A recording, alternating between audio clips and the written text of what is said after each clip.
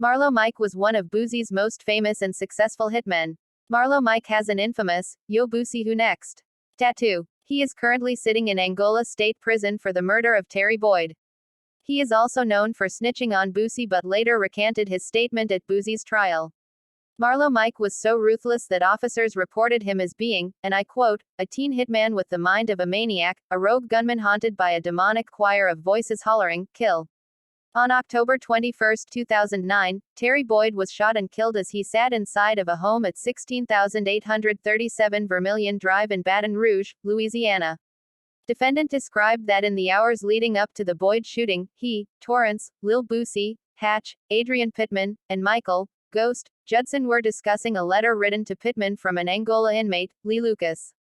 Lucas's letter purportedly stated that prior to Boyd's recent release from prison, he had been making threats about what he was going to do to Hatch upon his release.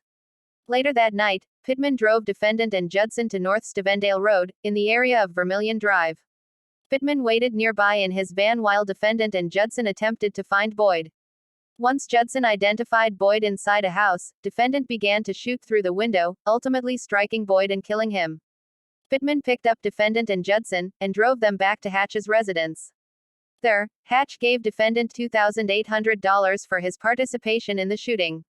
Detective Dothier testified that he investigated the February 9, 2009 homicide of Chris Nussie Jackson. Jackson had been shot twice in his head as he sat on a couch in a home on America Street. East Baton Rouge Sheriff's Office Captain Todd Morris testified that he investigated the February 22, 2010 shooting of Malika Hulbert. The shooting occurred at 5725 Tioga Street in Baton Rouge, just prior to midnight. Hulbert was sitting in the kitchen of her residence when several rounds were fired through a window, striking her in the back. Hulbert ultimately survived. Her boyfriend, Charles Matthews, was also present at the time of the shooting. Another attempted shooting occurred at the same residence on March 6, 2010. The reason he had a bag on his head because he disrespected Boosie and he was gone get Boosie step on. 9mm shell casings from the February 22, 2010 shooting were eventually matched to shell casings from a double homicide that took place on April 1, 2010. That's when Bleek got wet up for being around the target, plus Bleek slept with one of Marlo Mike's girlfriend, and he jacked Boosie money while he was incarcerated. He stated that he had been contacted by Reginald Youngblood in reference to a hit placed on Charles Matthews. Youngblood dropped the bag and put the play in motion for Charles Matthews to get smash. But Bleek had been warned numerous of times about hanging around dude, regarding the April 1, 2010 double homicide of Charles Matthews and Daryl Milton that took place on Montesano Avenue. From witnesses, Detective Howard learned that 3 males walked up to the car in which Matthews and Milton were sitting, pointed their guns, shot into the vehicle, and fled the scene. 9mm shell casings from this double homicide were matched to the February 22, 2010 shooting of Malika Hulbert. Marlo Mike was on a rampage. Marlo Mike admitted to shooting Chris Jackson through a high window while standing on Michael Judson's shoulders. Defendant described that Torrance Hatch had told Judson to kill Jackson after he made some disparaging remarks about Hatch, and Nussie was cool with Pig out the bottom. Pig was beefing with Lil Ivy. Kevin Gates is also an affiliate of Pig who he mentions in numerous of songs. That's the reason why Boosie and Gates will never make music together, it's deeper than rap. Kevin Gates took Marlo Mike under his wing first until Marlo Mike met Lil Fat and Lil Ken. Marlo Mike is from the top of Southside Baton Rouge. G.E. Kevin Gates had a bag on his head in 2009 and Marlo tried to grab it allegedly. Marlo also admitted his involvement in the Marcus Thomas shooting. He told Detective Howard that he was in a vehicle with Judson and Jared Williams when they saw Thomas in a vehicle. They pulled up next to Thomas's vehicle, and defendant and his companions opened fire. Marcus Gangsta Thomas was one of Kevin Gates' affiliates. That's another reason why Boosie and Gates don't like each other. Kevin Gates mentioned Gangsta Reezy in numerous of songs. Marlo Mike described to Detective Howard that Hatch had hired Judson to kill Gangsta because Thomas had previously snatched a chain from Hatch's neck while he was in front of his daughter. Dang Boosie, they was trying you back in the day. Marlo Mike told Detective Howard that Hatch had asked him to take care of Boyd as a result of Boyd's bragging that he planned to slap and rob Hatch the next time he saw him. Defendant admitted that he was offered money to kill Boyd. Boosie claimed Boyd wasn't no gentleman. He beat 5 bodies and had a couple of rape charges. With respect to the double homicide of Charles Matthews and Darrell Milton, defendant admitted to driving 3 men to the area of the shooting and to picking them up thereafter. He admitted that Reginald Youngblood paid him money to kill Matthews and that this shooting was the third attempt on Matthews' life. After the shooting, Marlo Mike stayed at the crime scene. On the interrogation tapes played in the courtroom, Louding at first said he wasn't involved in the murder. A couple of days later, when asked again, he said he did go to the house where Terry Boyd was and shot him through a window. He said he then went back to Hatch's house.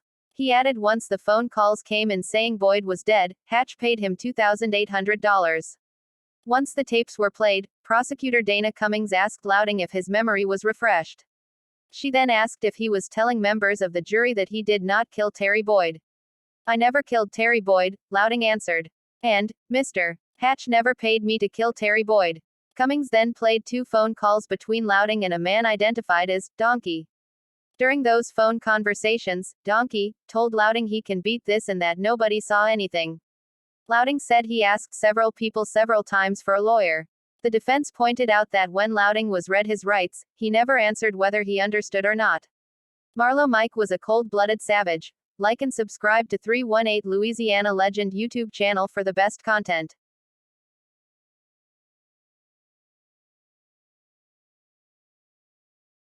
Just got to tell the truth, Pittman, 38, of Baton Rouge, said when Johnson asked if he had been threatened or coerced in any way to plead guilty.